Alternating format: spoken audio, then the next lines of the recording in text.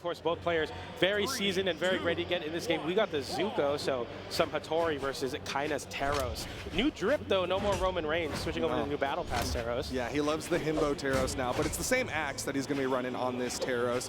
Blaze on the other side, kind of mixing it up. Generally known for like the Ulgrim, known for the Bryn, but instead, like you said, it's going to be that Hattori crossover. Shout out Hattori players out there, keeping that defense stance, trying to hold on versus these crazy meta characters that are able to KO you so early, but Blaze is going to have to definitely play into that Blazing Flash play style. When you're playing a fast legend with low defense, you need to weave in and out versus Kyna, but Kyna, a player forged in the fire of South America, is going to be very good against that.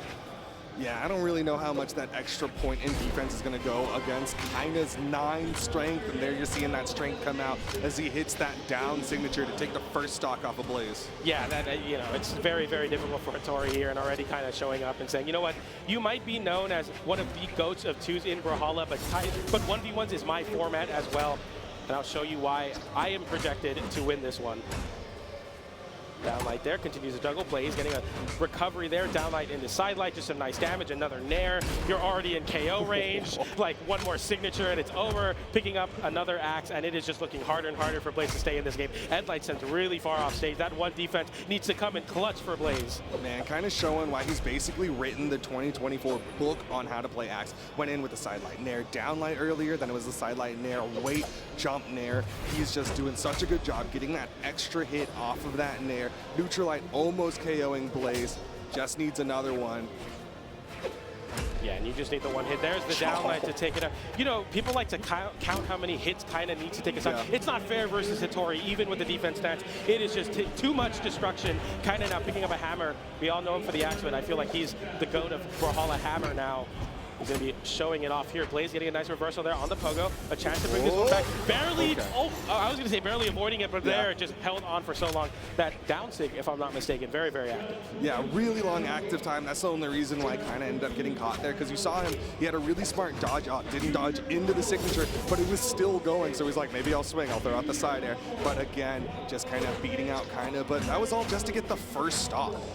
Yeah, absolutely, and it's quite a lot of work for Blaze cut out for him if he wants to take this game over Kyna. Kyna, a couple more hits could be the end of this game.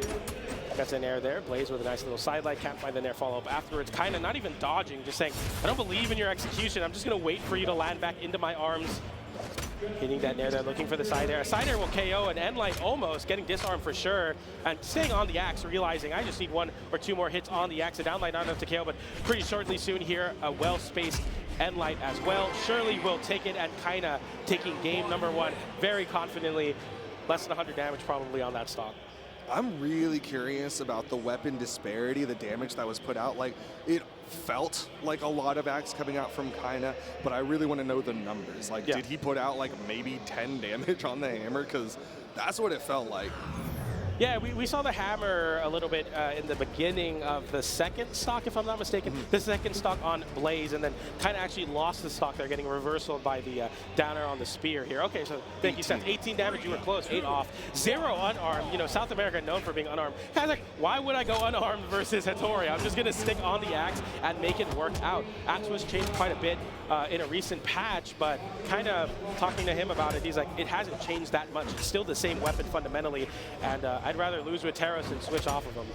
Yeah, definitely a big believer in the Teros. Comes in, hits that downlight, reads the jump coming out from Blaze. Blaze catching the landing with the sidelight, but knew that the dodge was up, so he didn't go for the immediate downlight follow-up.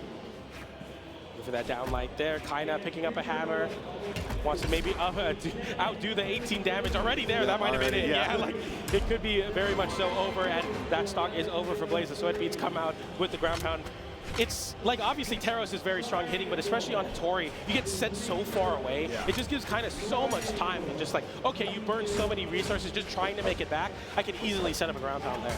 Yeah, with how much of a beast Kyna is in the neutral game, like launching Blaze after every single hit just gives him more and more neutral opportunities and more neutral advantage.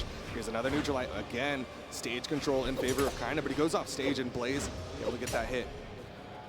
Avoiding that side light. Every move that Blaze avoids is such a big deal because of how much damage each one's doing relative to the defense once again. Side air comes in from Blaze, but tries to win out that scramble with a signature maybe, I think? That was supposed to be a gravity cancel. Oh, that was a gravity cancel side signature. Ended up getting beat out by Kyna. Another jump scoop up and Kyna, like you said, adding up more damage than he put out in the last one on the hammer. Yeah, absolutely. We might break triple digits here, especially as he's looking to hold on to this hammer, I assume. If you lose the stock, you're cycling over to an axe, gets a whip punish on the side stick with a downlight sidelight, another downlight into the side air. Blaze getting a reversal, but getting a reversal from Kyna with the ground pound. Blaze with the sweat beads, but finds a way back with the ground pound, giving some time, but another whip side stick will mean more damage onto the Kyna hammer.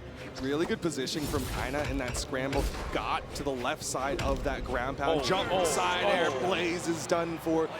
Kyna up 2-0, and wait. Was that a 3-stock? That was a 3-stock. Kyna he just casually 3-stocked on the same hammer weapon. He didn't even pick up another one.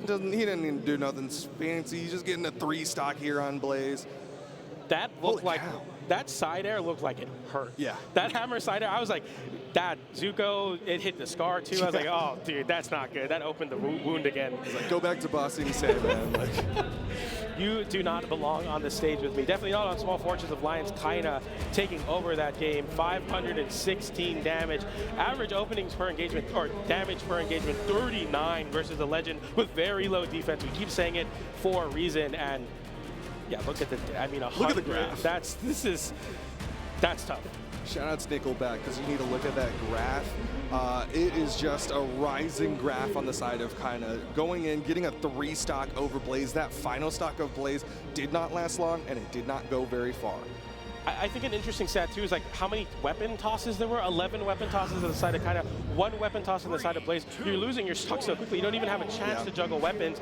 We see Blaze swapping off the GOAT of EU 2v2, swapping off into a classic EU 2v2 Legend. We have some Lance at BCX 1v1s. I'm so excited for this one. For a hot moment, my brain said that it was Kyna who swapped to the Ulgrim, and I was about to be like, this is disrespect. Yeah, that's on the side messed of up. Kyna. Yeah. But no, it's Blaze. He made the swap over. It makes perfect sense. This has kind of been that classic pick. He's won actually multiple 1v2 situations with this Ulgrim, but this is Kyna we're talking about. He's going up against Kyna, and you know what? He's doing better than he did with the Hattori. I definitely like the Lance. It's very bursty. You can get in versus the hammer. It's definitely not super easy versus Kyna, who's going to make it very hard to get back to the stage even. The GC sidelight sends off stage. The downer to tap in that KO. Kyna flawless almost there. I mean, he took quite a bit of damage, and that's such a big difference than the previous games where Kyna was essentially 0 to KOing Blaze. Blaze getting caught there, the dodge down, getting covered by the Nair, but Blaze now fighting back on the axe, realizing, okay, I have defense now. I can actually afford to take these trades and potentially bring it back. Trades will be a little bit better, not only just because of the defense that he brings in with this Ulgrim, but also because he's going to be hitting a little bit harder per weapon with that Lance, with that axe. But that requires hitting the opponent, and Blaze has gone a whole minute without hitting Kyna. Downlight recovery, so much damage. Try to go for it. A crowd pleaser even in these moments, very tense moments. Side air comes out, not enough to KO. That one will though. A big difference for Blaze there. We saw him attempt to go for a similar hedge guard with a GC down sig on Hattori. Didn't work out the Lance, making it much simpler. Yeah, not going to get 3-stocked here in game number 3. Kyna, once again, over to the axe. Blaze goes in, goes for the old school. The sidelight into the downlight was a little too close on that sidelight hit. Generally, you want to set up with that neutral air. Good spacing, baiting out the down signature. Getting some more hits, gets the neutral air, but Kyna with the dodge avoids the side air. Picks up a hammer here, realizing it's time to find those KOs. We see those stutter steps forward, the Kyna so known for that. And then we see a dash jump down air, the classic from Kyna, finding that KO. And now Blaze potentially on your winner side stock versus what many believe to be the best player in the world right now. This is a tough spot to be in. Yeah, this is definitely a challenge for Blaze.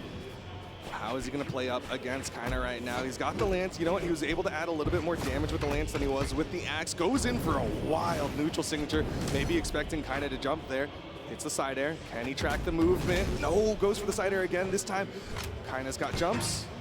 Down sig gonna whiff. Goes for the down air as well, realizing Kyna had to go back to the wall. Kyna, great movement around the axe. Has played against many great axe players. Nice pick up there from Blaze, holding on to the weapon, but oh my goodness, the damage is crazy. Going for the recovery there as well, trying to end it all with that recovery. Didn't find it. Blaze looking for the downlight. The footsies from Kyna, dash up, downlight. Blaze panicking a little bit, wants to get that finishing blow. Once again, just getting those 2 pieces. That sidelight Nair is not gonna KO. He's gotten so much damage that he can't even go for the Nair. True follow-up, finally, a neutralite to finish it. Blaze putting Kyna on final stock here, but Blaze is taking a lot of damage. mean, if it is possible, I definitely like the chances for a legend like Ogrim for sure. But as I say that, it is over. Kyna gets the downlight into side air, taking it 3-0.